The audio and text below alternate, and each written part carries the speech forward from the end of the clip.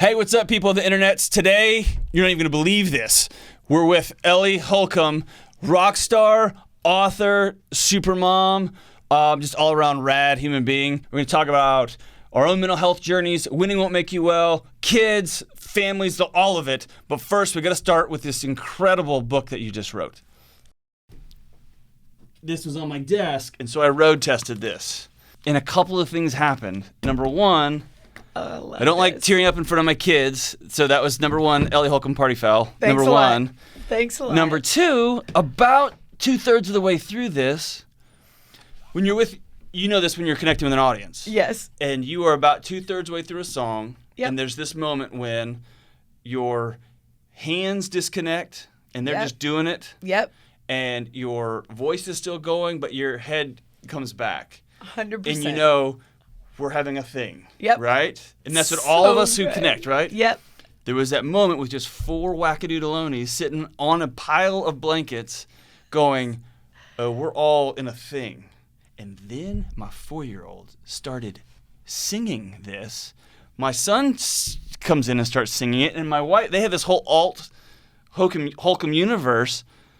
So, dude, number one, you've created magic here. You gave my family a Corona moment, right? And it was just so beautiful. Oh, and then thank explaining all of you. this. And my wife is her expertise is literacy. So when I try to figure out, I don't know what she does. She's just way smarter than me, but she teaches teachers how to teach kids how to read. It's amazing. She was stopping this and saying, this is the most sociologically correct. This was really thought out. Oh, Does that make sense? Yes. You were hyper intentional about how you wrote this. Yes. To make sure that every kid who picked this up felt like they were represented here and they belonged here. That's exactly That's a right. huge deal. It's right? a huge deal. So to I me. have to know how this came about. How did I you come? How love did this it. come about? Yeah. So okay. So I jumped. I love that this book made it to the bed pile. It is on the rotation. It is bed pile approved. That is amazing. It's so sweet to hear stories like that because I wrote this. Did this start as a song? No, so this one did. My first one didn't. The song came later. But I started singing. I had this melody in my head, and so I actually wrote the book to this melody that's on the record, which is really fun. It's a great editing tool. Okay. If anybody's a writer, if you're writing children's books, a song has to be short. That's like right, you don't get that many words. You can fit a lot in, but then you're like almost into rap. So it's like, there's just only it was a really helpful thing for me to sing it, and it was so fun when I would talk with my A&R and editor woman, sweet Michelle, at Lifeway at B&H. She would sing it back to me. So we're literally like singing on the phone. I'm like, okay, and then we could sing like this. Yeah. And so it has been, but what I wanted to do, I signed a 2-book deal with them. And when I was trying to write this second book, I'm in the phase of 3 young children, and it's busy. Yeah. And I am like, okay. Can we say that it's busy is a exhausted mom's way of saying this super sucks with a little bit of good? Really hard with a little bit of good. Yes. No, it's really hard. Yeah. Like it is. And you're, I was laughing. I was telling my kids the other day, I was like, guys, I am so thankful for y'all. It was a good moment. You know, it's like one of those good moments where like snuggling, reading a book. It's like our version of the bed pile. Right. We're on the soft carpet in their room. And so I'm like, I am so thankful that y'all are my kids and I get to be your mom. And they were like, yeah, Mom, if you didn't have us, you would be bored. And I was like, they were like, you would probably just like watch TV all day. And I was like, I don't know that I would do that. But awesome. yeah. and my 5-year-old was like, yeah, that would actually be pretty super cool. I was like, that's true, buddy. But it is like the days are busy. Some days they are exhausting. Sometimes I feel like a total failure at the end of the day.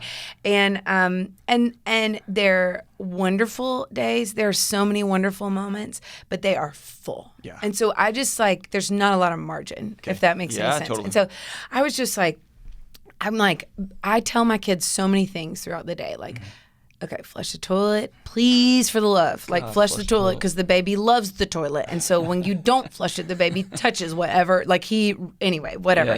Yes. So he loves toilets and choking hazards. So we're just talking a lot about rules. Say please and thank you. Be kind. We share in this family. We're a family that welcomes people. You Yep. know, like there's all Yeah. these things that I'm communicating. But at the end of the day, am I communicating the truth that I want them to know the very most at the depths of their being? And a lot of days I get to the end of the day and I'm like, hadn't done that once. I'm like, everybody's alive. We didn't go to the ER. Right. Yes. Like, yes. We mainly washed our hands for the most part before we ate, and we said please and thank you, but I don't know that we've done this. And so, but every night we have our version of the bed pile. Awesome. So every night we sing and we read and we pray and we snuggle. And so I just thought, man, what if I could write a book that not only would help my kids remember what's true and what really counts at the end of the day, but like that would help me to remember, because I forget what's true all the time. Yep. And so it's just so sweet what you described, because my prayer for this book is that it would be like a campfire for families to gather around at the end of the day. It's what it is. To like warm your heart, warm your soul by the light of God's love. And so you just literally described that moment. I'm like, oh my gosh. Well, and so for what it's worth, it passed the literary critic. It passed the, like, John Delony. Is everyone represented in this? Like, I love it. Like the failed woke 20-year-old guy. It passed all of that. I love and it passed like the family unification moment in the big pile, so right? Sweet. It's such so sweet. Just a beautiful gift, man. Thank you. It's incredible. Well, it's awesome. It's been a really big gift to I love that you're mentioning just that everyone is represented, and it was super intentional on my part. My friend Dorena Williamson, she's written a series of wonderful children's books, but one of them is called Colorful. Yeah. And so she talks about how it's not great to be blind, but colorful, because God made the world. That's full right, of right. color, and He wants us to celebrate it. So it has been so sweet having more intentional conversations with my kids about that in this moment that we're in. Yeah. For them to read this book and be like, Mom, it's colorful. That's like, right. there's so many kids in this book, and they're from all over the world probably. And I'm like, yes. And Kayla Hare, the illustrator, just does such a great job. Yeah, it's beautifully done. It's so welcoming. It's a welcoming book, and somehow a picture of a little girl kissing a rhinoceros doesn't feel weird. I know. It feels inviting, I know. right? I'm like, yeah, of course that's what you do. Do not kiss rhinoceroses if you see them in the wild.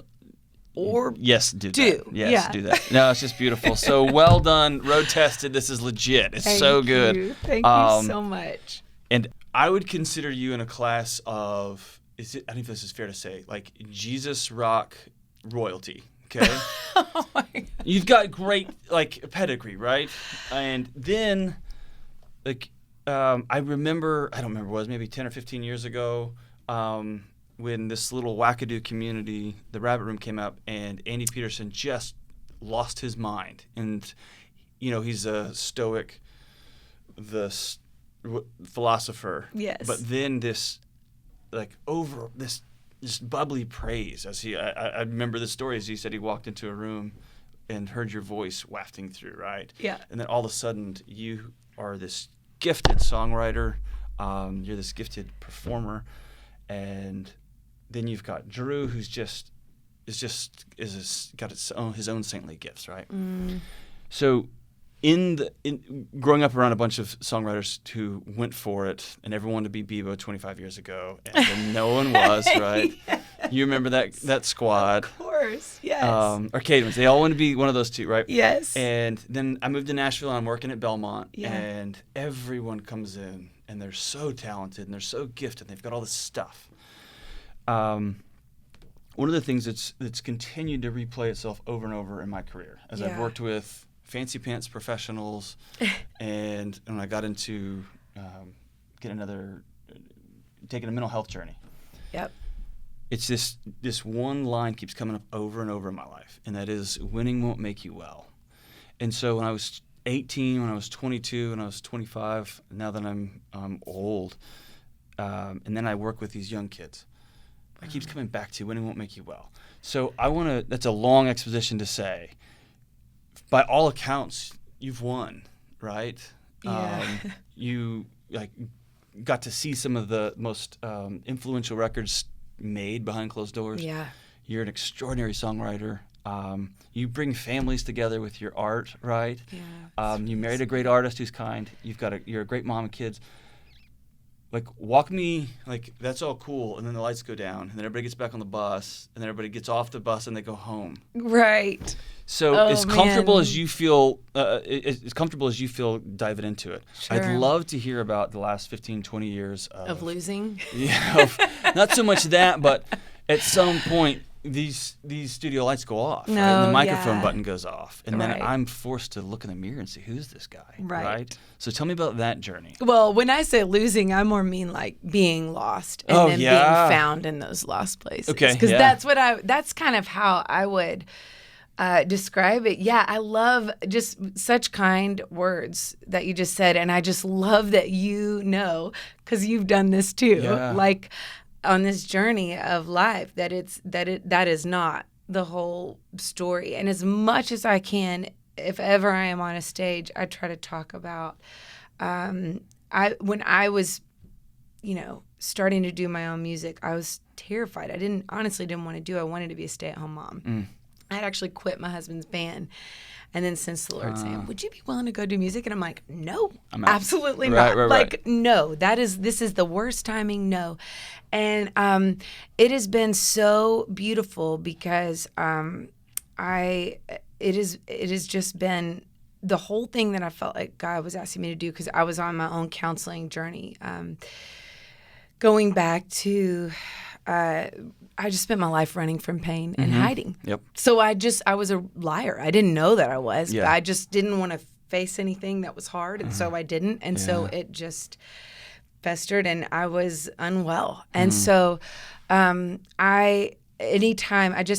thing that I felt like God asked me to do was, would you be willing to go sing songs, because my word has been an anchor for you in these low, lost, losing places, these dust places of visiting brokenness and of being scared or worried or afraid or of anxiety, all of that stuff. Would you be willing to go be broken in front of people? And in front of my church? And I'm like, absolutely not. I've been in those pews. I know what it is to be judgmental. I mean, I have been that like self-righteous person growing up in the church, thinking loving God is being good and being good enough and loving other people enough. And that's all good and well, but that's not the gospel. Right. That's not that is not the gospel. And so, so I think for me, I have been on a journey, started a counseling journey, and my counselor said, Porter's Call, they're amazing. They're amazing. When I went in for the first time, I literally went to counseling for the first time, and I was like, so I have this friend. And she was like, oh, my goodness. Awesome. I'm like, I'm so sorry. And I was like, they are having a really hard time, and I am only here to just know how to help them, So in my very first counseling graduate class, they said the first rule of counseling is your clients will lie to you. So awesome.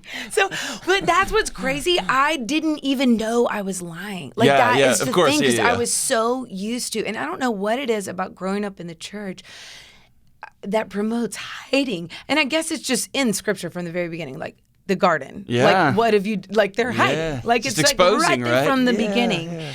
And so, and grace is offensive. So it is hard to say, like, I screwed up and I need grace and I want to earn my worth, but that's not what the gospel is. And so, so I am so grateful. She was like, I want you to think about salsa at the end. So I like talk for 30 minutes, and she's like, okay, so actually you need intense counseling. And I was like, huh? Me? And she was like, I want you to think about salsa. And I was like, I love salsa, so I'm here for this. And she's like, mild, medium, hot. And she said, mild's going to look like you come in here once a year to talk about your friend or whatever else is going on, and we can talk that through. Medium will look like a need-to-know basis, like you have a hard conversation, you want to talk through that. something's difficult in your life, you can talk through that. She was like, hot's going to look like laying out your personality across the gospel and exposing some pretty serious sin patterns that are in your life that you don't even know are there. And she was like, it will be hard. You're going to not want to come back most times when you come in. She was like, so you can choose mild or medium, and in 10 to 12 years, your life will completely fall apart, or you can choose hot. It's so great. And so, like, with she should fear, win an award. Yes. I know. With fear and trembling, I'm like, hot? Yeah, right. I guess. And there was something in me that felt so relieved to know that I wasn't going to have to hide or pretend or posture myself to be okay anymore. So were you married by this point? I was married 3 years into marriage, which is what I've heard. 3 years into marriage, everyone realizes they married the wrong person because they were a human. Right. Year 2 was for me. Yeah. So it's like that time where you're like, oh, this is tough. And what was amazing is, so basically, she just repeated the invitation that Jesus gives to all of us, that where there's truth, there's freedom. And I had spent my whole life running from the hard things. And Brené Brown says this too, like, you can spend your life running from, it's really hard to stand up in the truth of the brokenness in your story. Right. That's really hard. Right. It is a great deal harder to spend your life running from it. Yeah. And so there was this invitation to just sit in the places that were so wounded in me and things that I was ashamed of or didn't want anyone else to know. It was an invitation to let freedom come to the places that were the most broken. And it has been the places that have been the most broken, the dark places that I didn't want anybody else to know about. Those are the stories that I point to say, I know that God is real, because I have seen him meet me in the pit of my own self-awfulness, my worst decisions, the things that I wanted to stay in the dark forever. Yeah. He brought light into those places and love and grace and tenderness and kindness and healing to places I didn't even know he would touch. Right. And so it changed my relationship with myself, with the Lord, with my husband, and then that has been a trickle down effect for where it's like my whole life is totally different, and there's freedom that I never knew. Yeah. And this is where Andrew Peterson comes in, because his book, I don't know if you know his book series, the Wing Feather Saga. Yeah. But there's that story of Poto Helmer, who's like a reformed pirate, not like theologically reformed, but like a pirate who has changed his ways. And he spends his whole life afraid that anyone will know his past, especially his family and his children. And there's this moment in the second book where all of this is revealed. And all the things that he's ashamed of are like brought to light. And he says after this happens, he's on a ship at the time, which is ironic because he was a pirate and he's not anymore. But he says this: he moved about his days with wonder and peace because he found that his whole story had been told and he was still loved. And I read that and I was like, that's exactly that's right. Yeah. I mean, that is it. Like, anyway, so that journey of that's so beautiful. Learning to be, I'm a 7 on the Enneagram. I hate pain. Yeah. I hate conflict.